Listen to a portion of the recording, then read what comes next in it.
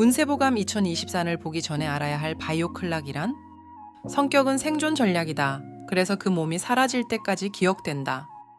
모든 동물은 자신이 속해 있는 종을 번성시키기 위해 새끼를 자주 낳아야 합니다. 종의 번성은 제1의무입니다.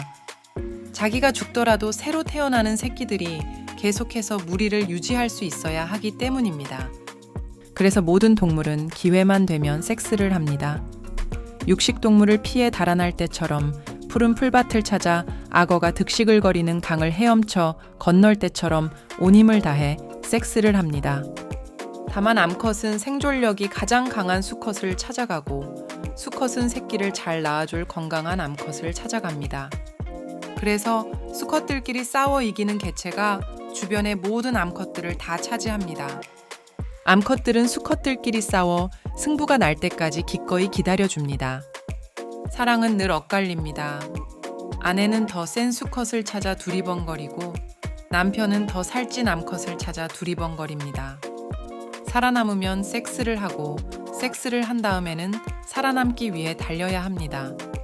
수컷은 새끼와 어미를 위해 적과 싸우고 어미는 죽을 힘을 다해 새끼를 길러 전사로 만들어야 합니다. 이때 성격이 필요합니다. 적인지 아닌지 적으로부터 도망쳐 살아남기 위해 성격이 나옵니다. 어디로 달아날 것인가 개체마다 달리 판단하고 그 결과에 따라 편도체는 트라우마를 기억시킵니다. 나무로 올라갈 것인가, 강으로 뛰어들 것인가, 무리 속으로 숨을 것인가, 맞서 싸울 것인가, 자기를 희생해 새끼를 지킬 것인가 선택해야 합니다. 여기서 개체별 성격이 만들어집니다. 무리의 우두머리를 따라 흉내를 내고 고분고분 질서를 지키고 시키는 대로 따를 것인가, 아니면 우두머리를 뒤엎어 무리를 차지할 것인가, 무리를 떠나 다른 무리를 만들 것인가, 몇 마리가 뜻을 모아 우두머리를 이긴 다음 권력을 나눌 것인가 계산해야 합니다. 여기서 개체별 성격이 만들어집니다.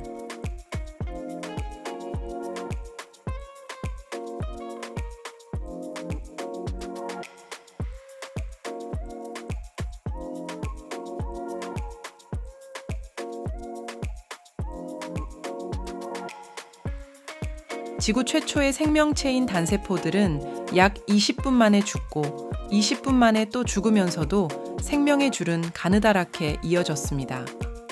생명의 줄이란 유전자 DNA입니다. 이 줄이 끊어지면 멸종입니다. 그래서 바이러스를 비롯한 모든 단세포들은 생명의 줄이 끊어지지 않게 하려고 무수히 분열하여 새끼를 낳고 어떻게든 생육하고 번성하려 헉헉거렸습니다. 그렇게 3억 년이 지나면서, 즉 지금으로부터 17억 년 전, 마침내 세포들이 뭉친 다세포 생명체가 나타났습니다. 저마다 따로 사는 것보다 뭉쳐서 무리짓는 것이 생존에 더 유리하다는 사실을 깨달은 것입니다. 이렇게 되면 어떤 세포가 죽더라도 다른 세포들은 살아있기 때문에 기억이 유지됩니다. 죽은 세포들의 물질은 사라져도 그 기억은 그대로 다세포 속에 남게 됩니다. 새로운 기억을 기록할 수도 있습니다. 단세포 자체는 기억을 저장하는 것도 전하는 것도 불가능했는데 다세포에서는 이게 가능해진 것입니다. 생체시계와 더불어 새롭게 기억하는 기술이 발생한 것입니다. 생체시계는 다세포 군집을 통제하는 쪽으로 발달하고 기억은 신경세포로 발달했습니다. 이렇게 뇌가 나왔습니다. 일단 뇌가 나온 다음부터 다세포는 차근차근 진화의 계통을 밟아나갔습니다. 진화는 생명이 일으키는 혁명입니다. 진화혁명이라고 합니다. 특히 파충류 시대를 열고 그 다음에 포유류 시대를 열면서 생체시계와 뇌가 엄청난 속도로 진화하기 시작하면서 생명혁명이 잇따라 일어났습니다.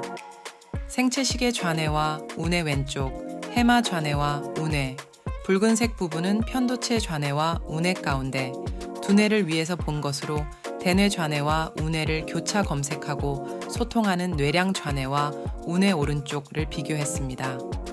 생체시계와 뇌는 지구 환경을 해석하며 인체가 어떻게 반응해야 가장 효율적으로 생존할 수 있는지 계산했습니다. 계산하는 뇌 해마가 생겼습니다. 해마가 모든 상황과 조건에서 매번 처음부터 끝까지 계산을 하자면 계산량이 너무 많아져 신경세포 뉴런들이 버벅거립니다. 시간도 많이 걸립니다. 그래서 해마는 매우 간단하고 쉽게 계산하는 기술을 찾았다. 바로 버릴 것은 버리고 지울 것은 지우고 잊을 것은 있어야만 했습니다. 그렇게 해서 가장 중요한 기억만 따로 떼내어 집중 관리하는 방식입니다. 영리한 해마는 자주 일어나는 일, 반복되는 일은 해마의 끄트머리에 계산 없이 즉각 반응하는 편도체란 뇌를 이어붙여서 이런 필수 긴급 정보들만 따로 모았습니다. 전과 똑같은 상황에서는 계산하지 말고 0.3초 만에 바로 행동하라고 설계된 뇌가 편도체입니다. 치타는 1초에 29m를 달립니다. 풀숲에 잠복 중인 치타가 뛰기 시작하면 가젤이나 영양은 곧 0.3초 이내에 그것을 알아차리고 달아나야만 합니다. 0.3초면 치타는 벌써 9m까지 다가옵니다. 남은 거리는 20m. 이 간격을 유지하면서 달아나야 생존 가능성이 높아집니다. 편도체는 목숨을 지키는 일, 자손을 많이 낳아 많이 살리는 일, 공포와 불안을 벗어나는 일을 담당합니다.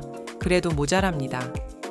상황과 사건에 반응하는 편도체가 0.3초 만에 반응한다지만 사바나 같은 거친 동물의 세계에서 혹은 날마다 전쟁이 일어나는 부족 사회에서는 그것만으로는 살아남기가 힘듭니다. 잠복, 속임수, 집단 매복, 숱한 위험이 도사리고 있습니다. 편도체는 더 많은 생존 정보를 기록하기 시작했습니다.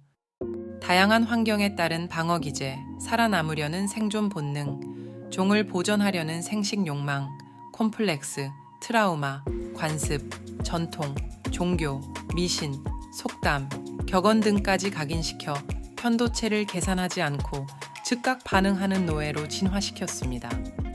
바로 이 같은 편도체의 즉각 반응을 성격이라고 합니다. 성깔 있다, 성질머리가 여간 아니다, 사납다, 사람 좋다는 등의 느낌을 모두 합쳐 성격이라고 합니다. 성격과 성격에 따른 종합 행동은 해마가 주관하지만 편도체에 한번 새겨지면 고치거나 지우기가 대단히 어렵습니다.